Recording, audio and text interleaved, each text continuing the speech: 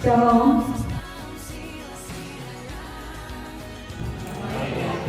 Damai di hati. Puji nama Tuhan, oleh karena perkenan Tuhan kita boleh ada lagi di lembaga yang kita cintai ini, SMK Negeri 2 Tondano. Kami ucapkan terima kasih dan selamat datang kepada pertama pimpinan sekolah, kepala sekolah Ibu Maria SPD MPD beserta dengan waka-waka. Terima kasih untuk kehadiran saat ini, boleh meluangkan waktu dalam pendampingan saya untuk mengikuti pendidikan program guru penggerak. Dan selamat datang juga buat teman-teman rekan sejawat yang boleh hadir di pagi hari ini. Nah, sebelum kita memulaikan kegiatan sosialisasi saya pada saat ini kaitannya dengan budaya positif, kita awali terlebih dahulu dengan doa dan doa yang dipimpin oleh Ibu Melani Ramasi SK kepada Ibu Ibu. Yang mulia Tuhan memberkati, berikan beliau kekuatan, kemampuan, tapi juga hikmat dari Allah akan menyertai kehidupannya. Memberkati kami semua yang terkait di dalamnya, ada pimpinan sekolah, wakil kepala sekolah, tapi juga semua guru-guru yang boleh ada di ruangan ini. Tuhan memberkati. Kami serahkan kegiatan sosialisasi kami di pagi hari ini hanya ke dalam tangan Tuhan yang penuh dengan kasih. Di dalam nama Tuhan Yesus kami berdoa bersyukur. Haleluya. Kepala sekolah, tapi juga semua guru-guru yang boleh ada di ruangan ini. Tuhan memberkati. Kami serahkan kegiatan sosialisasi kami di pagi hari ini hanya ke dalam tangan Tuhan yang penuh dengan kasih. Di dalam nama Tuhan Yesus kami berdoa bersyukur. Haleluya. Amin. Oke, saat ini Bapak Ibu, saya langsung saja mempresentasikan tentang budaya positif yang ada di sekolah.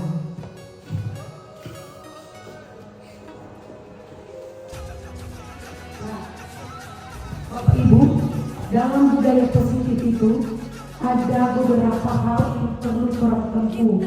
Mungkin Bapak Ibu ini sudah biasa melaksanakan itu budaya positif atau sudah diterapkan ke anak-anak, tapi mungkin belum maksimal. Nah, dalam proses materi yang akan saya sampaikan ini akan tergambar secara keseluruhan dan terstruktur tahapan-tahapan yang baik dan benar bagaimana telah menerapkan budaya positif di dalam sekolah. Nah, yang pertama itu ada perubahan paradigma belajar. Yang kedua, disiplin positif, nilai-nilai kebajikan, kebutuhan dasar manusia, posisi kontrol guru, keyakinan kelas, dan segitiga restitusi. Pembelajaran dengan paradigma baru.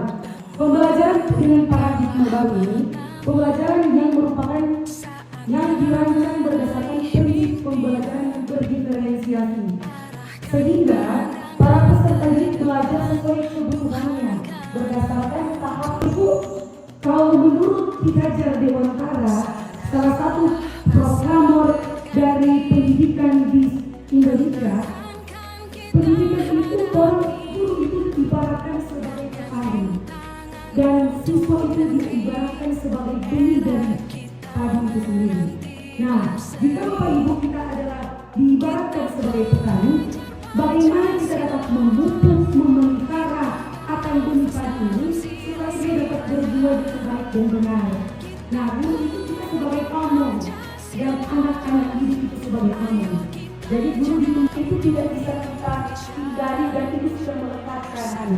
Contohnya, kalau kekat alam itu sudah melekat ke dalam diri anak itu sendiri. Jadi semenjak anak lahir itu sudah ada. Ya, pembelajaran berdiferensiasi di sini, Bapak Ibu dapat memberikan pembelajaran yang menyenangkan dan berpihak pada murid. Pembelajaran yang menyenangkan dan berpihak pada murid itu yang seperti apa? Mungkin Bapak Ibu bingung. Berdiferensiasi kata dasarnya different, berarti berbeda, lain daripada yang lain. Harus memberikan pembelajaran yang up to date, yang terkini dan yang menyenangkan. Nah, Bapak Ibu, itu ada banyak cara agar pembelajaran berdiferensiasi itu dapat kita wujud nyatakan. Yang pertama, Bapak Ibu bisa membuat kelompok kecil. Misalkan dalam satu kelas itu ada 20 orang. Bagi pembelajaran buat kelompok. Tujuannya Bapak Ibu apa? Supaya ini bukan lagi teaching center, melainkan student center. Nah, tujuan di sini kita memilah-milah, membentuk satu kelompok agar supaya siswa dapat berkolaborasi, bekerja sama dalam membahas suatu materi yang kita berikan. Nah, dalam uji kelompok ini kita akan memberikan materi, kemudian siswa akan mengobservasi, menggali sendiri, mengkritisi, memberikan sumbang saran antar kelompok. Nah, setelah selesai kita memberikan kelompok materinya, kemudian kelompok akan membahas dan akan mengobservasi mengenai tugas yang kita berikan untuk kemudian dipresentasi di kemudian hari. Biasanya Bapak Ibu kalau membuat satu kelompok itu, apalagi kalau di SMK, kita tidak bisa membuat kelompok yang hanya kasih kelompok sekarang tugasnya selesai sekarang. Biasanya kalau di SMK kita dituntut untuk siswa dapat membuat suatu proyek. Nah, di sini ada proses observasi. Observasi di sini nanti kita sebagai guru bertindak sebagai fasilitator, memfasilitasi anak-anak ini ketika mereka akan melakukan observasi. Tentunya kita sebagai fasilitator di sini membimbing, menuntun dan mengarahkan ini kelompok agar supaya dalam pelaksanaan tugasnya dapat terlaksana dengan baik. Contoh, misalkan saya beri satu contoh kasus di program pelatihan pemasaran. Misalkan ada tugas seperti ini, temanya atau materinya observasi tentang pelayanan pelanggan ketika pelanggan itu komplain. Nah, di sini Bapak Ibu harus ada observasinya. Karena tidak mungkin kan anak-anak mengobservasi sesuatu yang tidak terlihat. Artinya kalau di sekolah kan otomatis untuk pangsa pasarnya melakukan komunikasi dengan pelanggan itu masih sedikit. Maka dari itu kita sebagai guru memberikan tugas kelompok untuk terjun langsung ke lapangan, melihat dan mengamati langsung di lapangan seperti apa kalau melayani pelanggan. Nah, di dalam proses ini Bapak Ibu berikanlah LKPD-nya atau lembar kerja peserta didik atau job sheet. Tujuannya apa Bapak Ibu? Ketika siswa melakukan observasi, panduannya sudah ada dan mereka bisa melihat dan mengamati. Misalkan contoh, oh kalau melayani pelanggan begitu. Ketika melayani pelanggan yang komplain, apa yang perlu tindakan atau treatment kita sebagai seorang penjual untuk dapat menenangkan ini pelanggan. Nah, di situ di dalam LKPD ada tuntutannya agar supaya anak bisa melaksanakan itu proses observasi dengan baik, terencana dan terstruktur. Nah, setelah mereka melakukan observasi Bapak Ibu, nanti di sini mereka akan membahas secara internal kelompok untuk kemudian dipresentasikan di depan kelas. Nah, itulah salah satu contoh proyek dalam membuat proyek untuk pembelajaran yang berdiferensiasi. Nah, jadi di sini guru tidak lagi teaching center ya Bapak Ibu, siswa yang student center atau pembelajaran yang berpusat pada murid. Nah, diferensiasi ini juga Bapak Ibu itu salah satu contoh yang saya kasih. Ada lagi contoh yang lain. Contoh, misalkan dalam pembelajaran supaya pembelajaran itu berdiferensiasi, tidak monoton, atau mungkin anak-anak tiap kali Ibu diskusi atau tiap kali Ibu observasi. Orang harus memberikan treatment tambahan agar supaya anak itu dapat berpikir lebih luas dan lebih kritis. Tidak hanya melakukan observasi. Contoh satu saya kasih, misalkan melakukan pembelajaran di luar kelas. Misalkan pembelajaran itu bisa contoh di taman. Berikanlah suasana yang berbeda kepada anak-anak agar mereka tidak merasa bosan Bapak Ibu. Selanjutnya kalau di SMK kita kan ada pembelajaran contoh PKL, kunjungan di industri. Itu mungkin salah satu keunikan dan keberagaman yang tidak dimiliki oleh sekolah lain, tetapi dimiliki oleh sekolah kita. Nah, program-program ini dilakukan untuk menunjang akan kualitas kompetensi yang dimiliki baik sebagai guru maupun sebagai siswa. Di dalam program ini, itu salah satu program yang mencerminkan berdiferensiasi atau pembelajaran yang berkaitan pada murid yang dapat memberikan kompetensi kepada anak tersebut. Di mana di SMK itu diajarkan bukan juga hanya hard skill dan soft skill. Hard skillnya menuntut agar anak memiliki kompetensi, tetapi langkah lebih lanjut lagi seperti apa? Mereka harus turun lapangan, praktek kerja lapangan, merasakan sendiri. Oh ternyata kalau backing laporan keuangannya seperti ini. Kalau cuma di sekolah baru internal sekolah. Ketika turun di lapangan, turun di instansi pemerintah ataupun perusahaan, ternyata realnya seperti ini. Begitu Bapak Ibu. Itu adalah salah satu contoh pembelajaran yang berdiferensiasi. Ini tiba-tiba kayak berubah begini. Karena di filosofis paradigma pendidikan menurut Ki Hajar Dewantara ada dua kuadrat ini, kuadrat alam dan kuadrat zaman. Kuadrat alam itu sudah melekat di dalam diri anak yang seperti saya jelaskan tadi. Orang sebagai guru hanya menuntun memelihara akan kuadrat itu. Kita tidak bisa merubah. Akan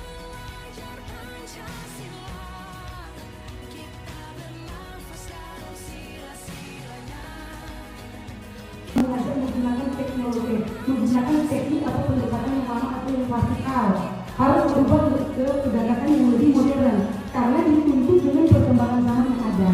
Dan itu tergambar jelas di kurikulum Merdeka menggunakan pembelajaran yang berbasis digital. Berkaitannya dengan berdiferensiasi ini, kita harus memberikan pembelajaran yang berdiferensiasi, harus update, kita memberikan pembelajaran yang berbeda, yang up to date, yang inovasi, yang fresh, yang segar. Jangan memberikan pembelajaran yang itu saja, Bapak Ibu. Itu yang untuk paradigma baru. Selanjutnya, di perkembangan SMK Negeri 2 Tangerang masih banyak guru yang menggunakan teknik yang masih lama. Nah, di dalam materi ini akan tergambar jelas bagaimana guru harus memiliki posisi kontrol sebagai guru. Nah, di sini yang pertama guru harus bahas ada teori ilusi guru mengontrol murid. Kemudian ilusi bahwa kritik dan membuat merasa bersalah mampu menguatkan karakter. Ilusi bahwa orang yang Selanjutnya Bapak Ibu, ilusi bahwa kritik dan membuat rasa bersalah itu mampu menguatkan karakter. Mungkin di sini Bapak Ibu pernah melakukan atau Bapak Ibu di sini pernah melakukan kritik kepada siswa yang menurut anggapan Bapak Ibu bahwa ketika kita mengkritik siswa itu dia akan memberikan respon bahwa dia akan melakukan ketika saya mengkritik. Bapak Ibu pernah melakukan hal demikian? Iya, mungkin Bapak Ahmad pernah. Ibu Ibu Diana juga pernah. Jadi di sini Bapak Ibu, saya juga melihat dan mengamati dan saya juga pernah merasakan dan melakukan hal tersebut. Dulunya sebelum melaksanakan pendidikan program penggerak, ada banyak hal yang saya tidak ketahui dari tidak tahu menjadi tahu. Kalau memang bangga ketika kita mendidik seseorang dalam teori janganlah kita memberikan kritik yang dapat memberikan tekanan maupun batin kepada psikologi dari anak tersebut. Karena pada dasarnya waktu pembelajaran mungkin yang dulu yang pernah kita alami yang masih zaman dahulu atau masih klasikal, kita menganggap bahwa ketika saya memberikan pembelajaran yang keras, teguran yang keras, mengkritisi, siswa itu akan mendengarkan. Tapi perlu bahwa ketika kita melakukan hal tersebut, itu ada sesuatu yang membekas di dalam diri anak itu sendiri. Mungkin Bapak Ibu belum bisa merasakan atau tidak pernah merasakan, atau pernah merasakan ketika seseorang mengkritisi, orang merasa rendah hati, rendah diri. Pernah nggak? Contoh misalkan kalau di atasan kita memberikan kritis yang mungkin banyak orang memberikan kritik kepada kita, apakah Bapak Ibu rasakan? Pernah merasakan rasa sedih, rendah diri, atau tidak memiliki kepercayaan diri? Pasti tentu pernah kan? Nah, di sini di dalam teori kontrol ini, makanya ada gambar tangan itu memegang manusia. Karena kita mengontrol seseorang. Alangkah baiknya Bapak Ibu di dalam teori kontrol ini, jangan kita memberikan kritik yang membuat rasa bersalah, rasa bersalah mampu menguatkan karakter. Itu pemikiran yang salah Bapak Ibu. Ketika kita mengkritisi seseorang, apalagi di depan umum, itu akan memberikan dampak psikologi kepada anak tersebut. Mungkin yang terlihat, yang sepengetahuan saya dan terlihat kepada anak ketika saya memberikan hal tersebut, satu, anak itu akan merasa kurang percaya diri. Jadi di kemudian hari ketika ada sesi tanya jawab ataupun presentasi, anak ini akan merasa rendah diri. Artinya kepercayaannya kurang karena kita pernah mengkritisi apa yang telah dia lakukan. Makanya di dalam teori kontrol ini anak kita akan diajarkan bagaimana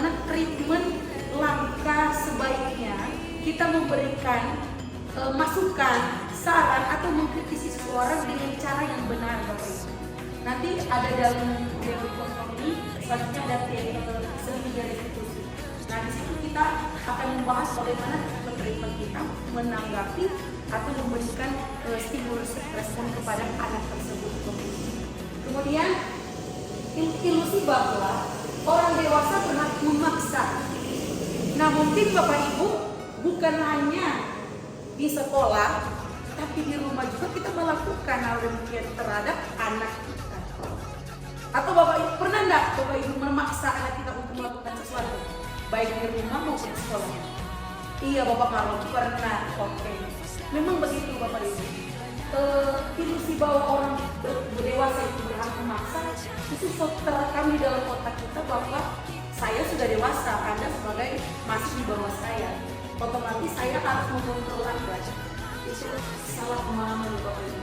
Bagaimana kita dapat memberikan pembelajaran, menegur seseorang dengan cara yang baik dan benar tanpa seseorang itu memaksa. Karena perlu Bapak Ibu ketahui, ketika kita memaksa untuk seseorang melakukan sesuatu, pasti hasilnya tidak akan berbeda. Ketika seseorang melakukan itu atas keyakinannya, atas apa yang akan dia lakukan.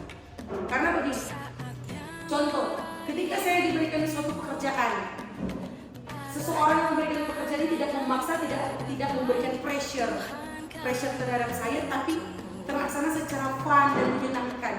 Otomatis saya dari sini tidak terasa terbebani, tapi saya merasa senang ketika diberikan tugas.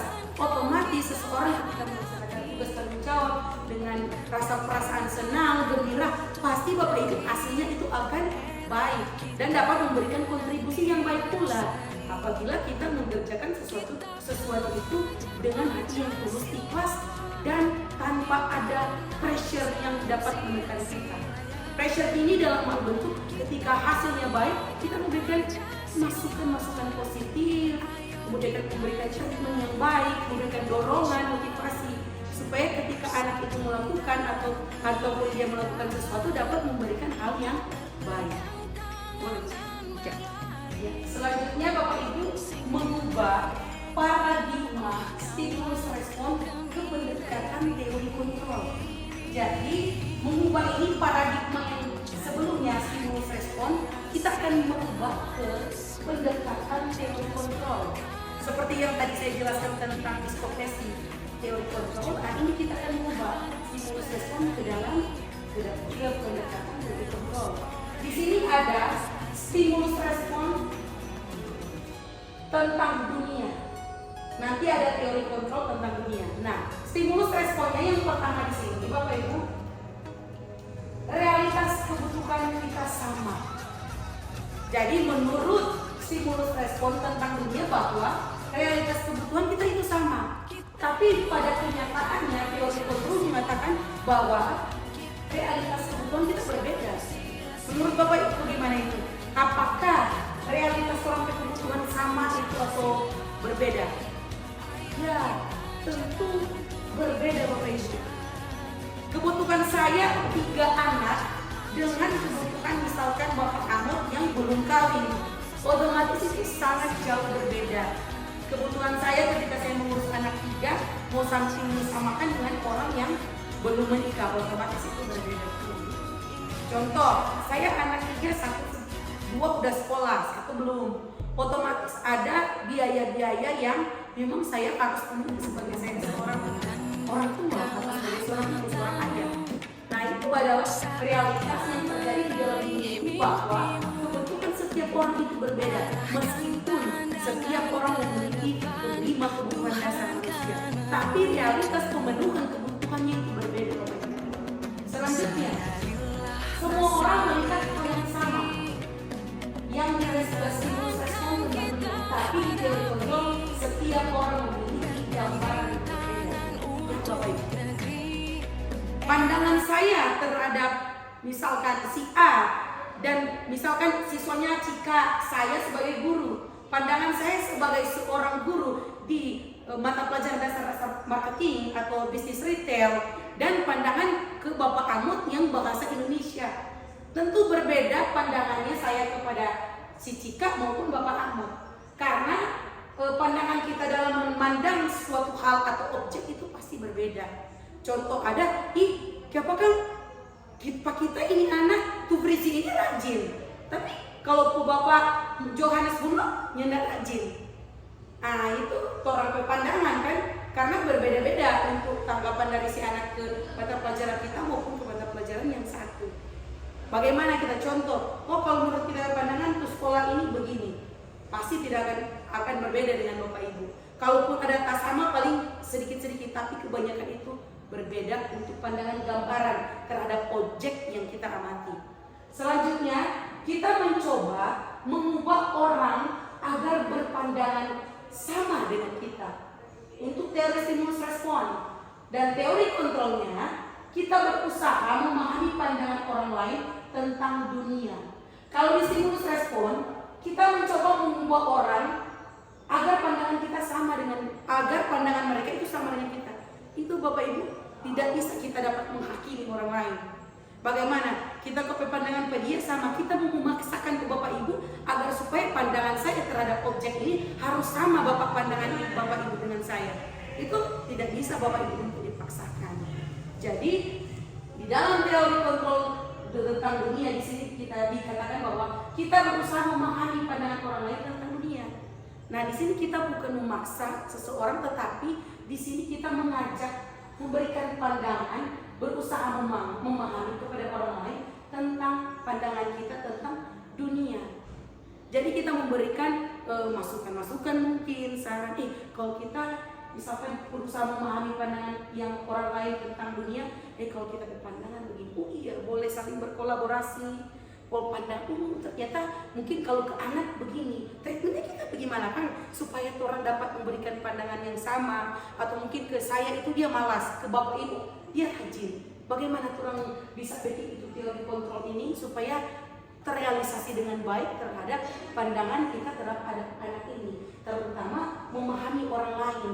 Oh kita paham, oh ternyata pandangan ini, ajaklah orang untuk saling memahami, saling bertukar pikiran, saling berkolaborasi. Kemudian ada perilaku buruk dilihat sebagai suatu kesalahan. Ini di stimulus respon. Kita memandang bahwa perilaku buruk itu adalah suatu yang salah. Sementara di teori kontrol itu dikatakan bahwa semua perilaku memiliki tujuan.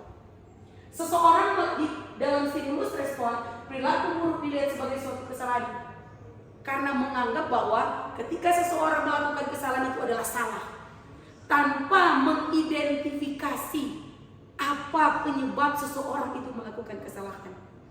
Mungkin sering kita laksanakan itu di dalam proses pembelajaran kita di dalam kelas, Bapak Ibu.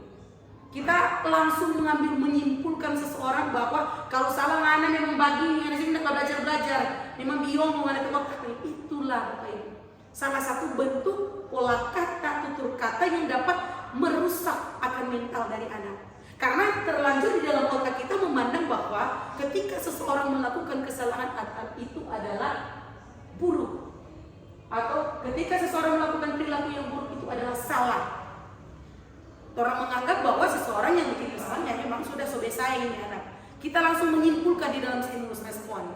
Tetapi di dalam teori kontrol ini, semua perilaku memiliki tujuan. Kita memahami bahwa dalam teori kontrol ini kita harus mengkaji, mengidentifikasi kenapa si A ini selalu terlambat. Kenapa ngana selalu terlambat, Marcelo? Tiap hari terlambat. Kadang kan kalau di dalam stimulus respon, kenapa tiap hari ngana terlambat? Kok ngana tidak bangun-bangun pagi, tidak lihat waktu? Orang tua tidak bangun. Itu pola kata yang kasar. Dan kita sudah menjudge di situ.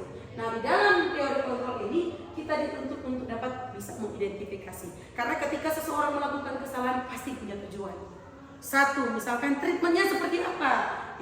Ibu Pris, treatmentnya seperti apa? Satu yang perlu kita lakukan adalah identifikasi. Kita mengidentifikasi kenapa ini anak sampai terlambat. Kemungkinan Bapak Ibu, kebanyakan yang terjadi dalam keluarga karena latar belakang anak-anak itu sangat jauh berbeda. Si A, si B itu memiliki latar belakang. Kita identifikasi, tanya baik-baik. Kenapa dan selalu terlambat, Marcelo? Apa yang menjadi kendala sampai itu Marcelo selalu terlambat? Nanti di situ ada jawaban-jawaban dari anak dan kita sebagai guru dapat mampu menilai apakah ini anak Dabilang ini betul atau salah. Contoh, saya pernah mengalami, saya tanya Marcelo, kenapa selalu terlambat? Nah, ibu, kita pagi-pagi mesti baking akan makanan pagi tapi mama lantaran tapi mak sudah bisa bangun dari tempat tidur sementara kita pepak pagi-pagi so berangkat kerja. Hati Bapak Ibu di mana ketika mendengar hal tersebut? Jadi sebelum dia berangkat, dia ternyata Bapak Ibu harus menyiapkan makanan dulu for DP orang tua dan makanan itu harus bisa ditempatkan di samping tempat tidur dari ibunya karena ibunya itu tidak bisa lagi keluar dari tempat tidur. Dan saya tanya, kenapa tuh mama sudah bisa keluar tempat tidur? So strong ternyata. Nah, bagaimana Bapak Ibu ketika pada waktu itu saya memberikan stimulus respon yang tidak baik atau langsung menuju kesalahannya? Tentu di situ akan memberikan dampak secara psikologi dari anak tersebut. Maka dari itu teori kontrol ini penting diterapkan di dalam dunia pendidikan dan yang sering orang alami saat ini. Mungkin Bapak Ibu pernah kan mengalami hal yang demikian. Bagaimana kita langsung mencas anak tanpa mengidentifikasi apa sebenarnya yang terjadi kepada anak tersebut. Atau mungkin ada contoh lain, ibu kita datang dari jauh. Misalkan tanpa dipungkiri di sekolah kita itu banyak dari daerah pantai. Bapak Ibu tahu sendiri kalau untuk jarak dari pantai, dari misalkan di Kapataran sana untuk datang ke kita di sini itu menempuh waktu hampir 1 jam atau 30 menit lebih 40 menit lah. Nah, di situ otomatis ada banyak kendala yang akan dihadapi dari setiap siswa. Misalkan kebanyakan saya bertanya kepada anak yang selalu terlambat seperti itu karena posisi tinggal di jauh, kebanyakan dompet oto solebe dulu atau nyada ada oto bajalan. Nah, itu salah satu bentuk dari identifikasi yang bisa kita treatment atau berikan kepada siswa tersebut. Selanjutnya di sini orang lain bisa mengontrol saya. Dalam stimulus respon mengatakan bahwa orang lain bisa mengontrol saya. Jadi Bapak Ibu, misalkan saya bisa mengontrol Anda. Sementara di teori kontrol dunia mengatakan bahwa hanya Anda yang bisa mengontrol diri Anda sendiri. Yang menjadi master di dalam diri kita sendiri ya adalah diri kita sendiri. Contoh Bapak Ibu, dalam sehari Bapak Ibu memegang handphone berapa lama? Bayangkan berapa lama waktu yang kita buang, yang luangkan untuk memegang handphone. Nah, di dalam teori kontrol ini, kita harus bisa menjadi master di dalam diri kita sendiri. Kita mampu memanage, mengatur alokasi waktu saya pegang handphone itu berapa lama. Jangan hanya menggunakan handphone secara terus menerus. Apalagi Bapak Ibu misalkan yang seorang ibu, so boleh dah kerja cuci baju mungkin, so boleh dah kerja mau masak, bersih-bersih rumah, tapi alokasi waktu kita terhadap penggunaan handphone ini terlalu banyak. Sehingga ada pekerjaan-pekerjaan penting yang kita abaikan Bapak Ibu. Selanjutnya di sini teori kontrol kita ke siswa. Kebanyakan siswa itu dikontrol bukan mengontrol diri, tapi handphone yang kontrol dorang. Jadi penggunaan media sosial ini atau penggunaan handphone ini, so bukan dorang pediri itu batur handphone, so handphone tuh ika pada orang petang yang numpil leher ini dia, terutama otak. So terprogram otak main handphone terus. Jadi handphone yang kontrol pada orang, bukan dorang pediri yang kontrol handphone. Nah, teori ini Bapak Ibu, kita butuh ada pendampingan. Untuk mendampingi siswa tersebut, terlebih dahulu ke diri kita sendiri. Bagaimana kita dapat mendampingi siswa untuk berbuat, mengontrol diri, sementara controlling diri kita sendiri tidak bisa. Mungkin Bapak Ibu dalam sehari boleh pegang handphone berapa jam? Mungkin dia melebihi ekspektasi saya.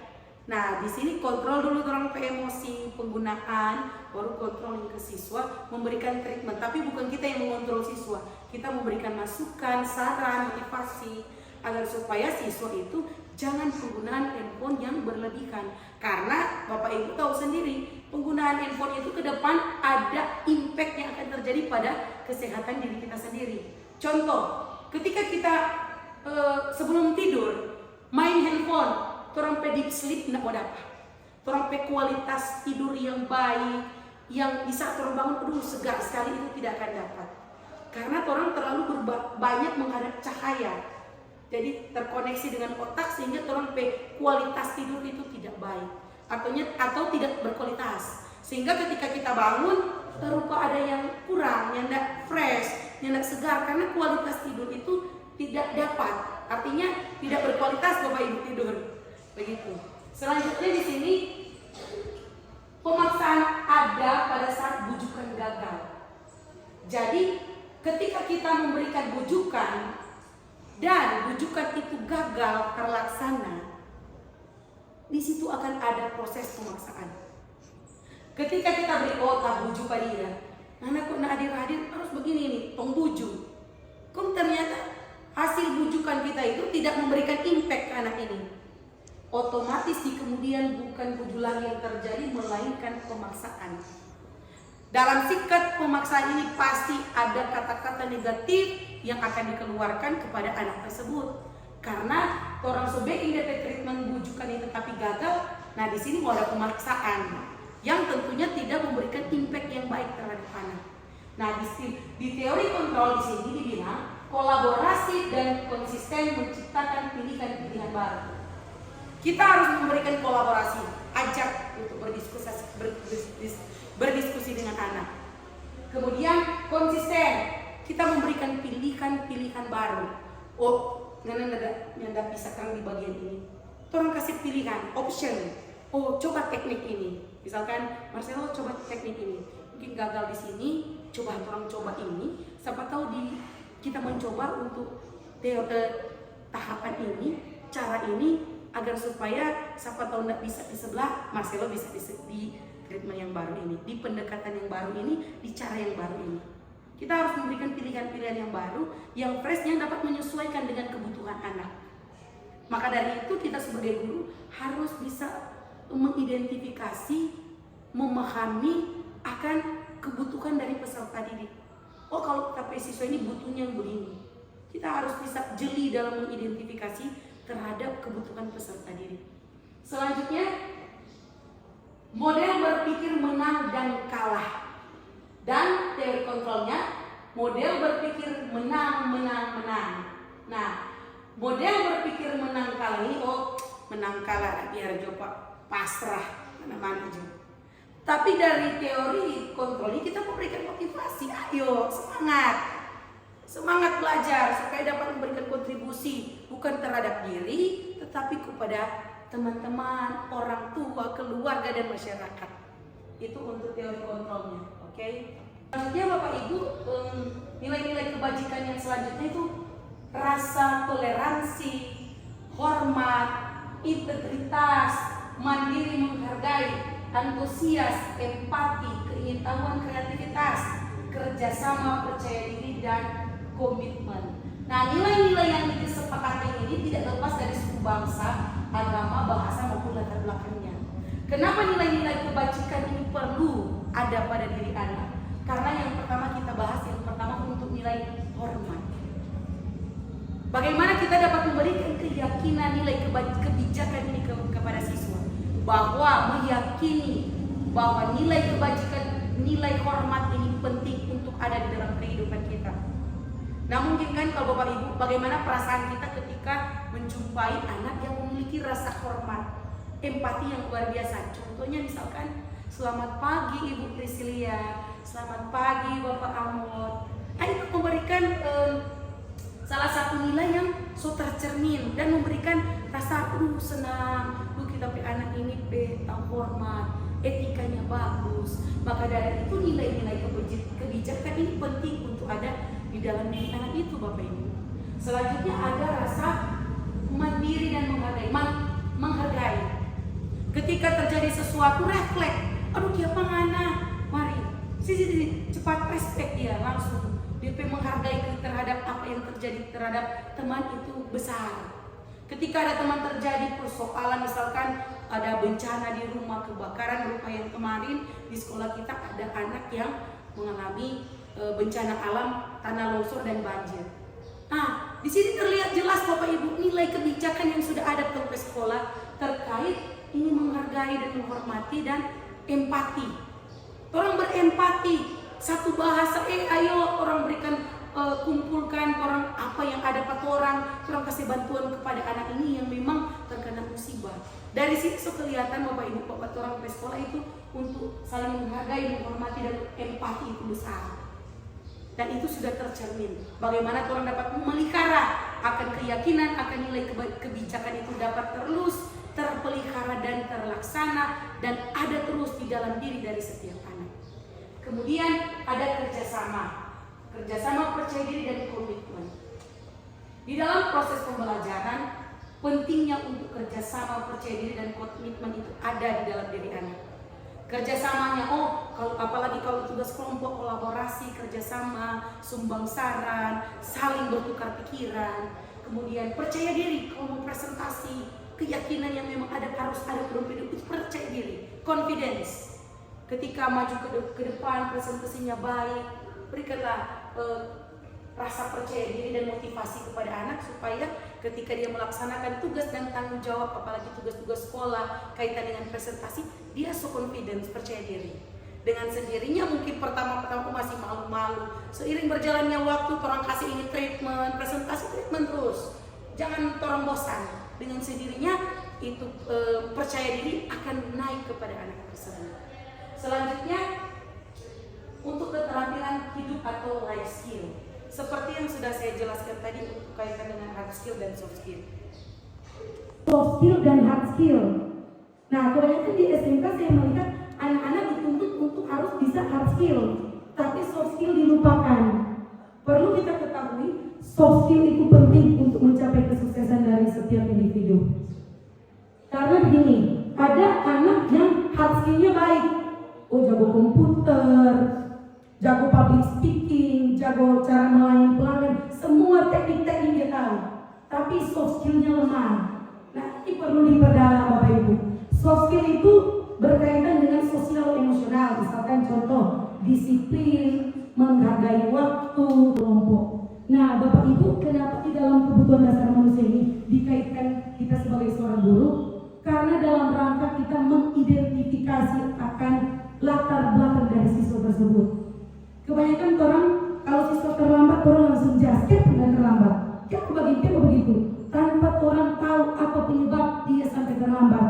Maka dari itu kita perlu mengidentifikasi siapakah yang baik. Jangan orang langsung menjas. Karena di sini ada 5 posisi kontrol yang perlu orang terapkan di dalam proses pembelajaran.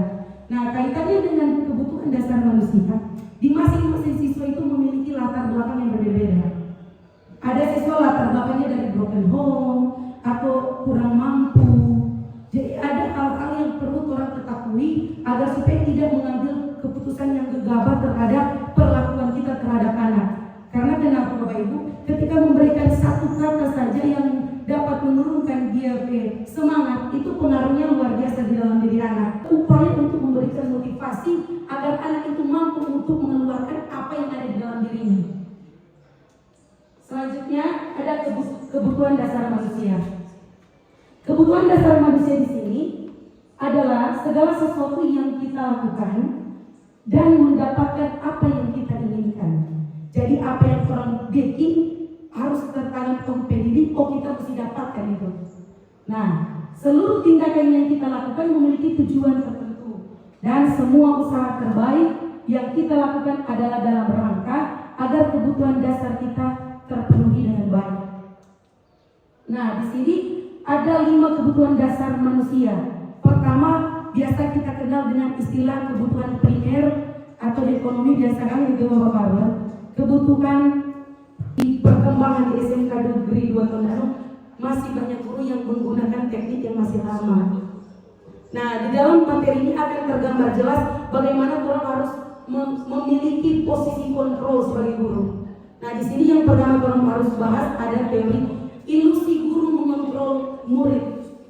Kemudian ilusi bahwa kritik dan membuat rasa bersalah mampu menguatkan karakter. Ilusi bahwa orang yang melakukan berdasarkan nilai-nilai yang diyakini. Nanti di dalam keyakinan kelas dan motivasi kita akan memperdalam mengenai disiplin positif ini. Jadi ketika kita memberikan motivasi kepada anak, harus memberikan motivasi yang ada eksternal, ada internal. Nah, nanti saya akan bahas lebih lanjut untuk motivasi, tapi yang untuk disiplin positif berdasarkan nilai. Kenapa saya kasih contoh keyakinan kelas? Karena keyakinan kelas itu disepakati, artinya ada kesepakatan antara guru dan siswa. Orang sama-sama sepakat, artinya ketika melanggar akan kesepakatan ini ada konsekuensinya. Kemudian upaya untuk memberikan motivasi agar anak itu mampu untuk mengeluarkan apa yang ada di dalam dirinya. Selanjutnya ada kebutuhan dasar manusia. Kebutuhan dasar manusia di sini adalah segala sesuatu yang kita lakukan dan mendapatkan apa yang kita inginkan. Jadi apa yang orang bikin harus tertanam ke diri, kita mesti dapatkan itu. Nah, seluruh tindakan yang kita lakukan memiliki tujuan tertentu, dan semua usaha terbaik yang kita lakukan adalah dalam rangka agar kebutuhan dasar kita terpenuhi dengan baik. Nah, di sini ada 5 kebutuhan dasar manusia. Pertama, biasa kita kenal dengan istilah kebutuhan primer atau di ekonomi biasa kan itu Bapak-Bapak, kebutuhan kelompok. Nah, Bapak Ibu, kenapa di dalam kebutuhan dasar manusia ini dikaitkan kita sebagai seorang guru? Karena dalam rangka kita mengidentifikasi akan latar belakang dari siswa tersebut. Kebanyakan orang kalau siswa terlambat, orang langsung jasket dan terlambat. Kita begitu, tanpa orang tahu apa penyebab dia sampai terlambat. Maka dari itu kita perlu mengidentifikasi siapakah yang lebih baik. Jangan orang langsung menjas. Karena di sini ada 5 posisi kontrol yang perlu orang terapkan di dalam proses pembelajaran. Nah, kaitannya dengan kebutuhan dasar manusia, di masing-masing siswa itu memiliki latar belakang yang berbeda. Ada siswa latar belakangnya dari broken home atau kurang mampu. Jadi ada hal-hal yang perlu orang ketahui agar supaya tidak mengambil keputusan yang gegabah terhadap perlakuan kita terhadap anak. Karena kenapa Bapak Ibu? Ketika memberikan satu kata saja yang dapat menurunkan dia ke semangat, itu pengaruhnya luar biasa di dalam diri anak. Pasti diakui dan didengar. Nah, ini Bapak Ibu bukan cuma anak-anak, mungkin kita juga kan merasakan hal ini. Bagaimana kita untuk dapat menginginkan harga diri, untuk bisa dihargai, dihormati, kemudian keinginan untuk dianggap, kemudian memimpin berprestasi, kemudian diakui dan didengar. Dan oleh sebab itu kita sebagai pemimpin pembelajaran hendaknya memberikan contoh-contoh dan teladan yang baik kepada anak-anak. Karena dalam teori kebutuhan dasar manusia ini terkait juga di dalam diri kita sendiri kan. Bagaimana orang, kita juga ingin memperlihatkan kita kinerja.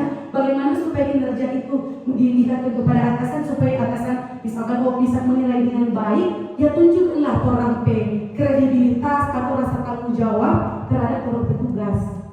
Kemudian ada kesenangan. Setiap manusia ini butuh kesenangan. Siapa orang di sini tak butuh kesenangan? Semua butuh kesenangan. Nah, itu kaitannya dengan bermain, humor, motivasi di sini ada 2 Bapak Ibu. Motivasi eksternal dan motivasi intrinsik. Nanti sebentar saya akan bertanya mengenai teori motivasi ini. Kalau teori motivasi eksternal itu motivasi yang dari luar. Kalau internal dari dalam diri. Nah, kalau motivasi eksternal ada 2, untuk menghindari ketidaknyamanan atau hukuman. Contoh, Bapak Ibu datang sekolah atas keyakinan diri sendiri, motivasi eksternal, ekstrinsik atau intrinsik? Ekstrinsik atau intrinsik? Berkaitan dengan untuk menghindari ketidaknyamanan atau hukuman. Ekstrinsik, karena itu motivasi dari luar. Jadi Bapak Ibu suka datang di sekolah karena takut hukum. Misalkan takut dihukum atasan, takut dapat teguran, takut, ya itulah. Ada hukuman di balik motivasi ekstrinsik ini. Jadi kalau kita tidak datang ibu mau marah ke kita, jadi kita mesti datang. Begitu kepada siswa, kalau kita tidak datang wali kelas marah. Oh kalau kita tidak datang semua dapat surat panggilan. Itu adalah motivasi ekstrinsik dari luar, bukan dari dalam diri. Kemudian ada ekstrinsik yang kedua, motivasi mendapatkan imbalan dan penghargaan. Tentu Bapak Ibu memang mendapatkan pujian karena ada sesuatu yang ingin Bapak Ibu capai. Jadi misalkan kalau yang dimotivasi yang kedua ini, Anda melakukan sesuatu itu cuma karena ingin mendapatkan imbalan dan penghargaan. Contoh, jadi kalau sudah dapat imbalan dan penghargaan, Bapak Ibu sudah mau kerja. Nggak mungkin kan? Itu tidak profesional. Kaitan dengan anak-anak, makanya ada proses penghargaan kepada anak yang tidak boleh memberikan apresiasi dengan imbalan iming-iming penghargaan. Karena itu satu dapat menimbulkan kecemburuan kepada anak yang lain. Itu lebih tepatnya orang bikin apresiasi. Jangan terlalu memberikan misalkan sampai dapat jawab ibu kasih akan ini. Jangan, itu iming-iming Bapak Ibu. Nanti ada habis ini ada tahapan untuk itu. Kemudian untuk mendapat imbalan dan penghargaan dari orang lain, ini yang seperti saya jelaskan tadi, jangan kerja cuma karena ada imbalan. Hukuman, konsekuensi dan restitusi. Ini sering mungkin orang alami. Hukuman itu tidak terencana, tiba-tiba. Jadi orang jangan merencanakan tiba-tiba orang bikin. Contoh, anak datang terlambat, misalkan OSIS, siapa yang datang terlambat? Cepat keliling lapangan 10 kali. Itu Bapak Ibu hukuman. Jadi siapa yang terlambat, orang tanpa identifikasi dan lain-lain langsung secara spontanitas orang bilang pergi bersih WC-nya. Atau tapi itu adalah hukuman. Kemudian murid tidak tahu apa yang terjadi dan tidak dilibatkan. Orang yang tahu apa-apa, tidak ada konfirmasi, tidak ada identifikasi, orang langsung suruh begitu. Kemudian kerja sebersih toilet atau keliling lapangan 10 kali, itu fisik. Kalau psikis itu biasa membekas di dalam hati anak. Bagaimana orang dapat nganak kok kalau mungkin aku sudah dibuat dengan HP atau dengan berbagai itu psikis. Dengan berbagai bersama dengan selebriti atau suami yang begitu itu psikis. Karena bangun pagi kok orang tua sehingga itu kan tidur lagi. Jadi alangkah baiknya penyampaian untuk memberikan motivasi itu tidak demikian Bapak Ibu. Harus panggil panggil face to face supaya anak memahami dan dengan demikian dia akan sadar diri untuk harus salah kita. Kalau orang mempermalukan di depan banyak orang, dia pengen tahu pasti akan lebih jatuh. Jadi kalau hukuman refleks, kalau konsekuensi sudah ada kesepakatan sama dengan keyakinan kelas. Orang-orang yang bikin keyakinan kelas di kelas harus bersih atau membersihkan kelas sesuai jadwal pelajaran. Ketika siswa tidak membersihkan nanti ada konsekuensinya seperti itu. Jadi sudah ada kesepakatannya. Kemudian restitusi. Nah, proses restitusi ini kaitan di antara dua ini ada tahapan terakhir yaitu restitusi. Bagaimana kita menerapkan memberikan penguatan terhadap anak. Proses yang menciptakan kondisi bagaimana murid untuk dapat memperbaiki dari kesalahan. Itu Bapak Ibu orang mesti ada pendekatan khusus. Jadi panggil face to face, kemudian menjelaskan, nanti ada tahapannya saya akan memperlihatkan videonya. Kemudian ada proses kolaborasi yang mengajarkan murid untuk mencari solusi sendiri. Jadi di dalam restitusi ini ada 3 tahapan. Nanti selesai ini saya akan jelaskan, kemudian videonya. Posisi kontrol ini ada penghukum, pembuat rasa bersalah, teman, pemantau, dan manajer. Sekarang saya mau bertanya Bapak Ibu, di antara posisi kontrol ini Bapak Ibu termasuk di mana? Ibu Regina termasuk di mana? Penghukum, teman, atau pembuat rasa bersalah, atau pemantau atau manajer? Ibu Melani? Ya, teman. Ada yang lain mungkin? Bapak Marlon? Iya, teman dan manajer. Oke. Di sini Bapak Ibu, contoh penerapan 5 posisi kontrol kaitannya dengan penghukum seperti apa, kemudian pembuat rasa bersalah seperti apa. Contoh kalau penghukum, misalkan seperti ini. Hormat bendera selama 1 jam. Itu posisi Bapak Ibu ambil penghukum. Karena secara langsung Bapak Ibu memberikan Terima kasih. Nama saya Johannes Marwan Buno.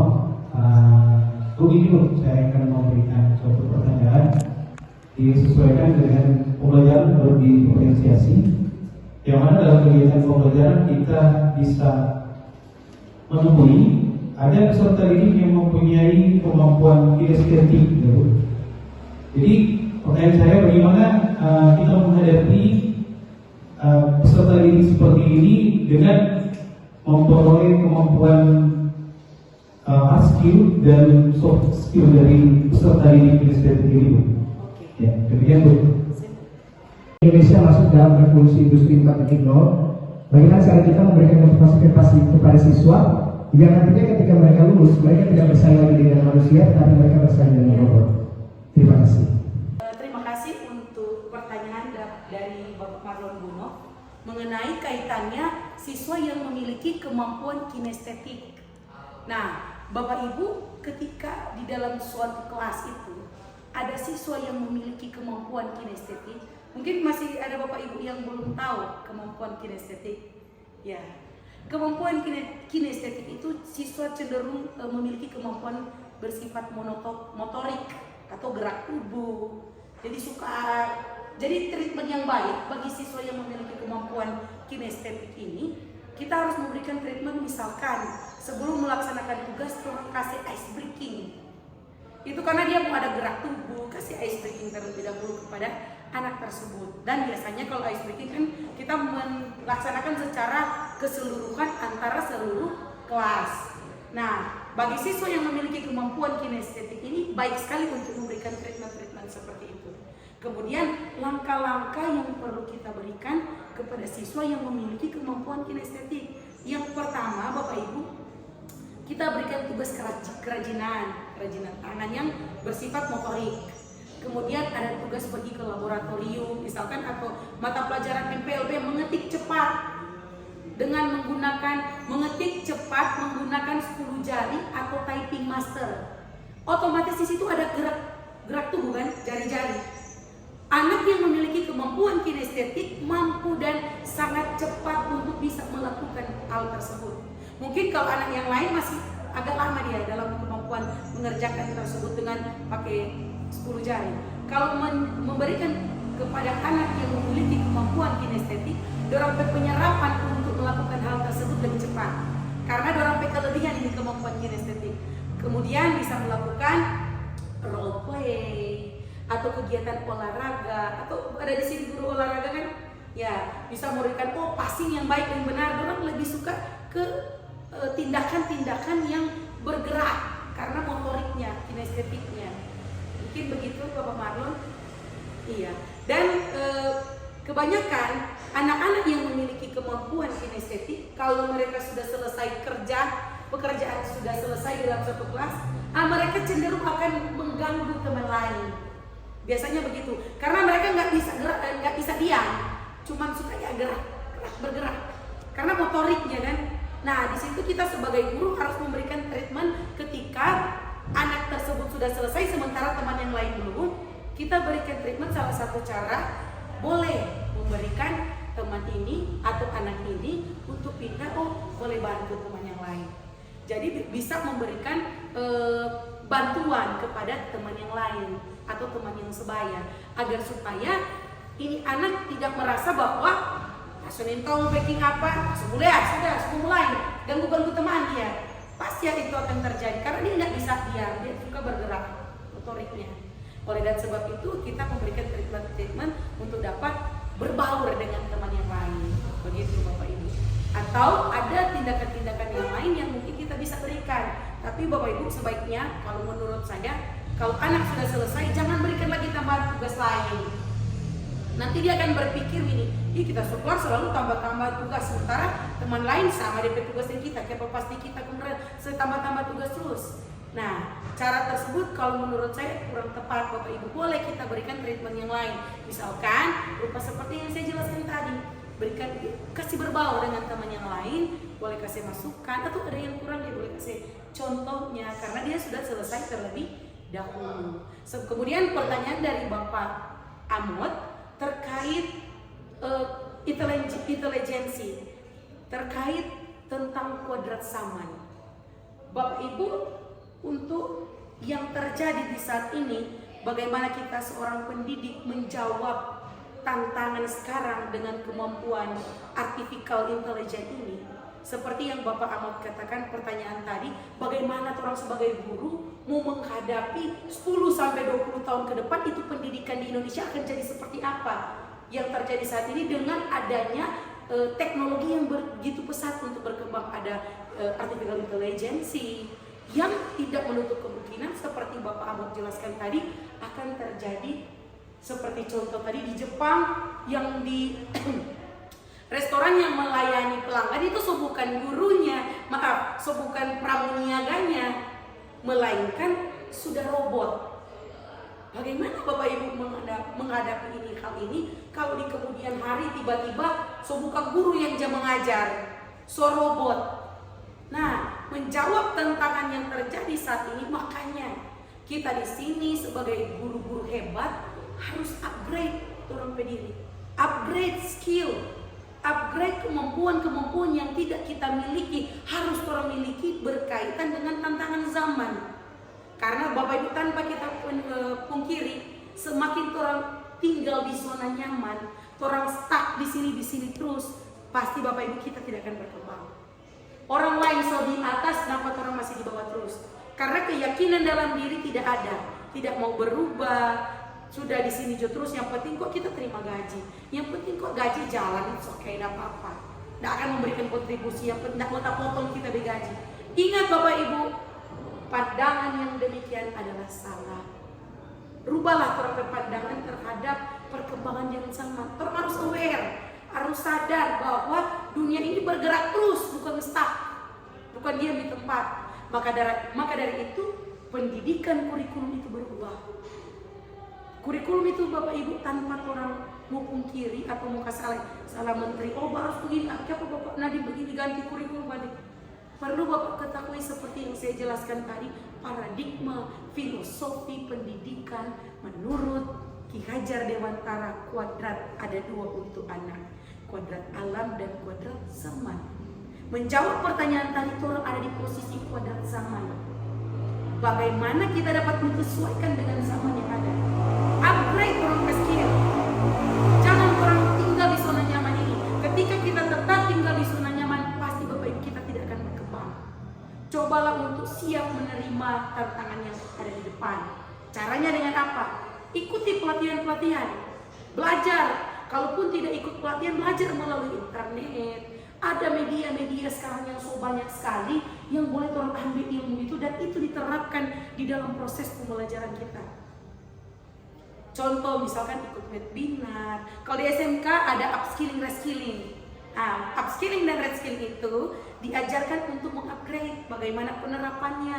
Belajarnya kalau di SMK sebaiknya seperti apa? Menjawab kebutuhan industrinya, menjawab kebutuhan ketika anak belajar harus sinkron dengan keadaan yang ada di lapangan. Tidak mungkin kalau orang tidak mau sinkron Alfamart, pakai teknologi misalkan komputerisasi, scan barcode, orang masih pakai manual. Nah, itulah perlu ada update diri dengan cara mengikuti upskilling dan reskilling dan sinkronisasi kurikulum. Jadi apalagi orang di SMK harus sinkron. Makanya di SMK, terutama di SMK kita ada MOU yang dilaksanakan kerjasama penandatanganan dengan pihak luar, dalam hal ini dunia usaha, dunia industri, dalam rangka untuk memenuhi kebutuhan yang harus terjadi di dalam praktek sekolah. Jadi sinkron kurikulumnya, tujuan pembelajarannya, capaian pembelajaran, alur tujuan pembelajarannya harus sesuai dengan kondisi yang ada di dunia usaha dan di dunia industri. Kaitannya dengan pertanyaan dari Bapak Amon, bagaimana cara menjawab tantangan tersebut? Nak minta-minta 10 tahun, 20 tahun ke depan, tuh guru soalnya tak pakai kata, kurang pakai robot.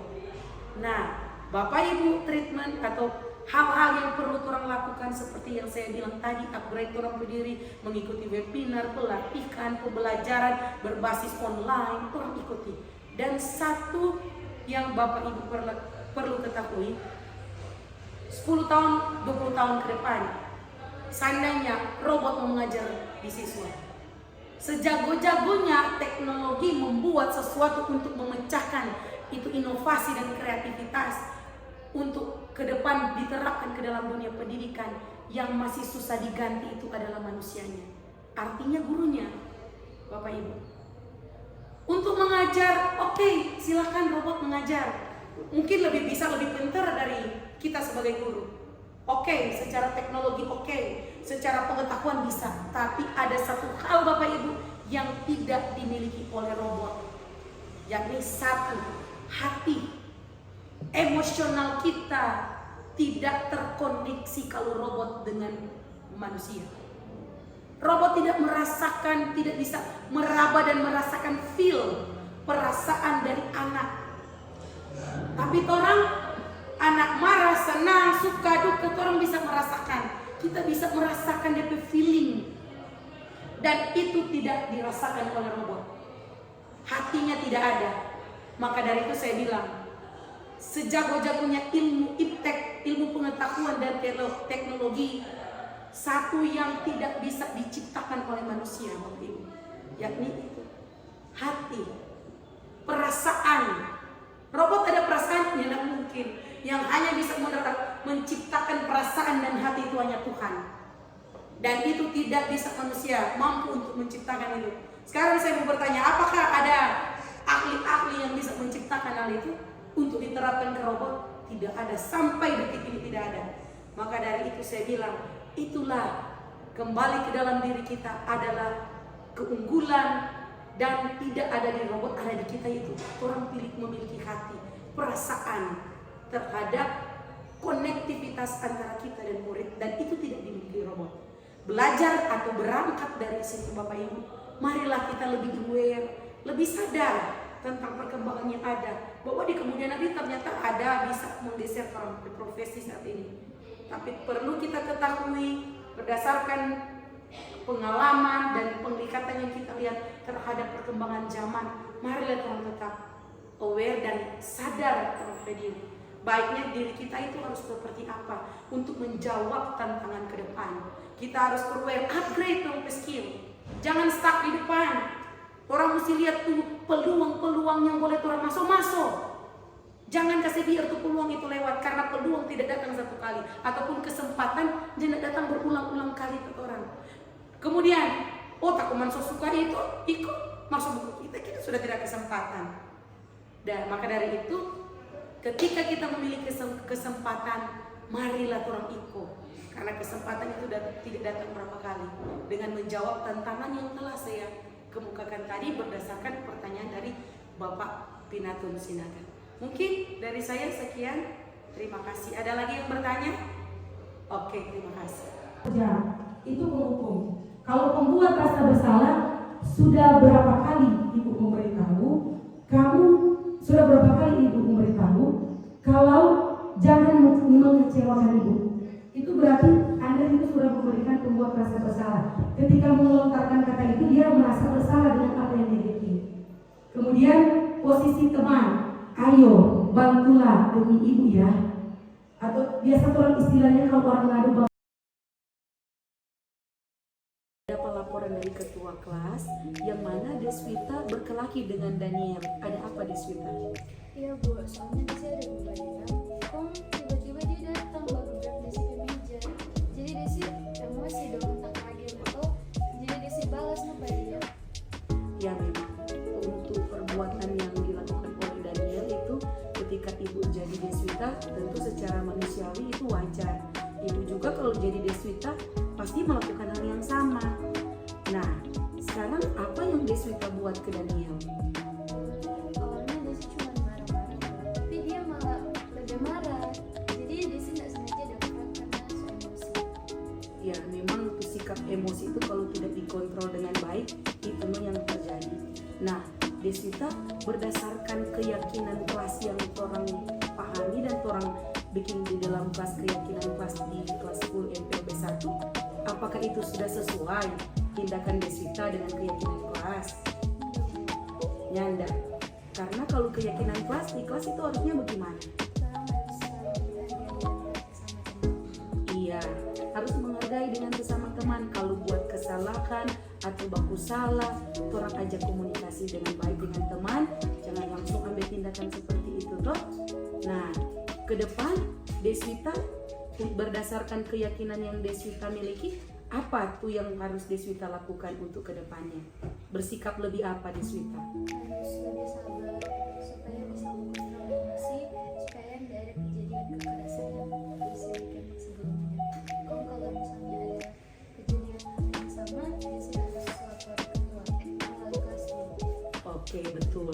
Jadi berdasarkan keyakinan yang Deswita miliki bahwa sikap sabar itu harus lebih besar lagi, harus lagi supaya berikut kalau udah bikin kesalahan dengan teman mampu untuk dapat kontrol tuh emosi, supaya tidak langsung ambil tindakan yang gegabah. Dan jika buat kesalahan berikut, jangan ambil tindakan sendiri, harus laporkan kepada wali kelas.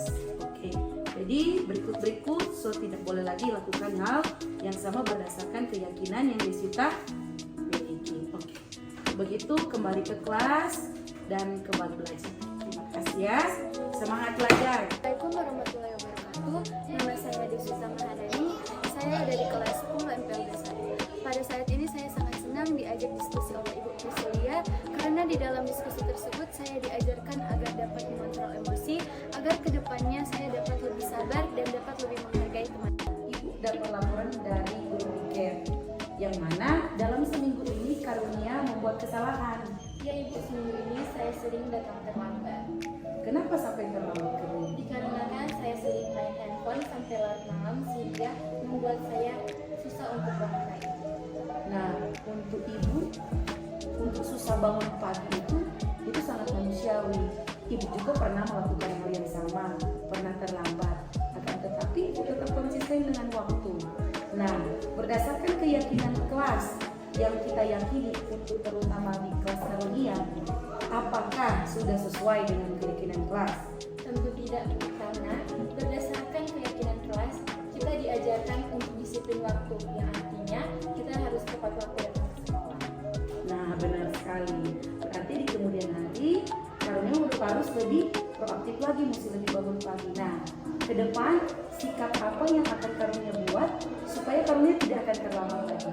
Ya, saya akan mengusahakan untuk mengontrol diri agar tidak memainkan handphone sampai larut malam dan agar saya bisa datang ke sekolah tepat waktu. Iya, kedepannya seperti itu ya Karunia, lebih semangat belajar lagi dan kontrol emosi supaya tidak bermain handphone terlalu lama atau terlalu larut malam, supaya dapat bangun dengan lebih awal dan datang ke sekolah. Oke, selamat belajar dan kembali ke kelas. Shalom, damai di hati. Nama saya Karunia Mongdong dari kelas 10 MPLB 1. Pada saat ini saya sangat senang berdiskusi dengan Ibu Priscilia, di mana dalam diskusi ini saya diajarkan untuk lebih konsisten dan disiplin waktu, agar ke depan saya tidak akan begadang lagi, dan lebih menghargai waktu. Selamat pagi semua. Pagi. Bagaimana kabar hari ini? Mantap. Oke, sebelum Ibu akan memulai kegiatan belajar mengajar, Ibu akan membuat keyakinan kelas. Apa itu keyakinan kelas? Kalian tahu? Kesepakatan kelas. Iya, keyakinan kelas itu juga salah satunya adalah kesepakatan kelas. Apa yang mau diyakini, mau dipercayai, keyakinan akan nilai-nilai itu yang akan mau diutarakan melalui keyakinan kelas. Nah, lewat keyakinan kelas ini akan membuat di dalam sticky note. Artinya akan mengutarakan apa yang dipikirkan, apa yang diyakini tentang keadaan kelas ke depannya seperti apa, akan dituangkan dalam mind di sticky note. Oke? Boleh begitu? Boleh. Oke, sekarang adik-adik akan mengisi keyakinan kelas melalui sticky note ini. Nanti Ibu akan bagikan, kemudian jika telah selesai mengisi, silakan tempelkan di depan papan tulis. Oke? Oke. Ya. Ayo, silakan. Tempel. Berjenjang itu terus. Berjenjang saja. Iya, begitu. Sebalik miring sini. Ya. Ayo, selanjutnya Dewi. Ayo, maju cepat cuy. ayo yang di sebelah kanan. kecuali yang sudah. Sama sini.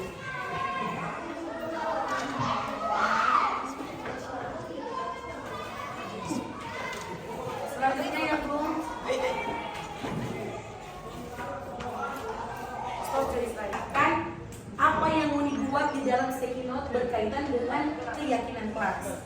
Ingat, apa yang mau diyakini, apa yang mau dipercayai berdasarkan nilai-nilai keyakinan yang sudah ditempelkan di depan, itu menjadi kesepakatan bersama supaya di kemudian hari jangan melanggar akan keyakinan yang telah dibuat.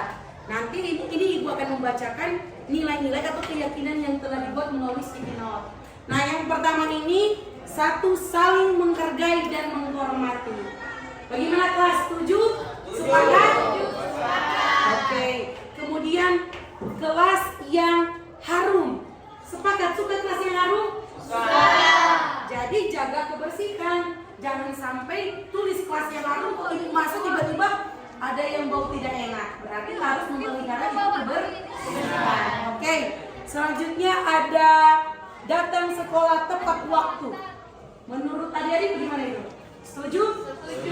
Nah, kalau datang sekolah tepat waktu berarti itu kaitannya dengan disiplin yang positif. Berarti kalau jam 7 apel pagi, sebelum jam 7 harus datang ke sekolah. Minimalnya 6.45 supaya dapat menunjukkan nilai-nilai keyakinan yang telah disepakati. Sepakat untuk datang sekolah tepat waktu? Sepakat.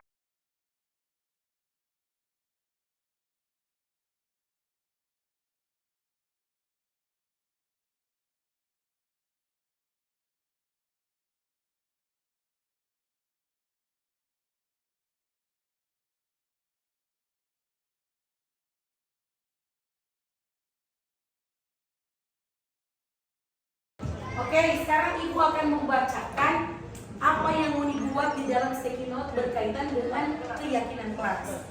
Ingat, apa yang mau diyakini, apa yang mau dipercayai berdasarkan nilai-nilai keyakinan yang sudah ditempelkan di depan, itu menjadi kesepakatan bersama supaya di kemudian hari jangan melanggar akan keyakinan yang telah dibuat.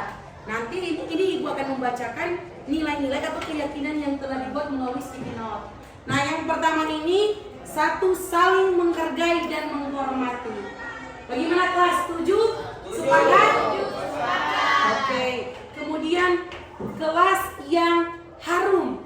Sepakat? Suka kelas yang harum?